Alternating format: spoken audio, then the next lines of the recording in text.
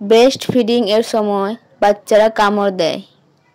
কামড়ালে আপনার করণীয় কি এবং এ সময় কি কি করা যাবে না? এটা খুবই কমন একটি সমস্যা। বাচ্চারা কোনো সময় হুট করে কামড় দিয়ে থাকে। তবে এমত অবস্থায় সঠিক নির্দেশনা না করে থাকেন তাহলে পরবর্তীতে এটা খুবই কষ্টদায়ক হয়। বাচ্চারা কেন কামড় দেয়?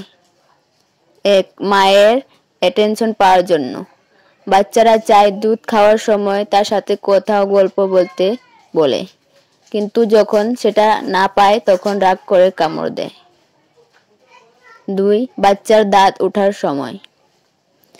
বাচ্চাদের মাড়ি ব্যথা করে, সেই সময় তারা সবকিছু কামড়াতে চায়। 3. বাচ্চারা এটাকে খেলনা ভাবে। বাচ্চা যখন কামড় দেয় তখন স্বাভাবিকভাবেই অনেক মায়ের অস্বাভাবিক আচরণ ও চিৎকার করে, আর যেটা বাচ্চার কাছে মজার ও আনন্দময় হয়ে থাকে। ব্রেস্টে কামড়ালে আপনার করণীয় কি? প্রথমে বাচ্চার মুখ থেকে নিপল বের করে নিন। বাচ্চাকে বলবেন ও বোঝাবেন যে এটাতে আপনি খুশি নন,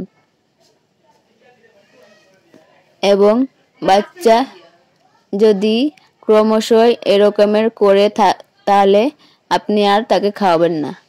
নর্মালভাবে যখন আপনি কয়েকবার এরকমের করবেন তখন আর এরকম করবে না।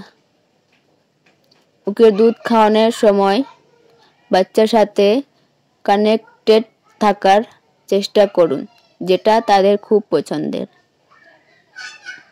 অনেক সময় মায়েরা ক্লান্ত হয়ে যায় এবং ততক্ষণ সময় বাচ্চার সাথে খেলা, কথা বলা সম্ভব হয় না।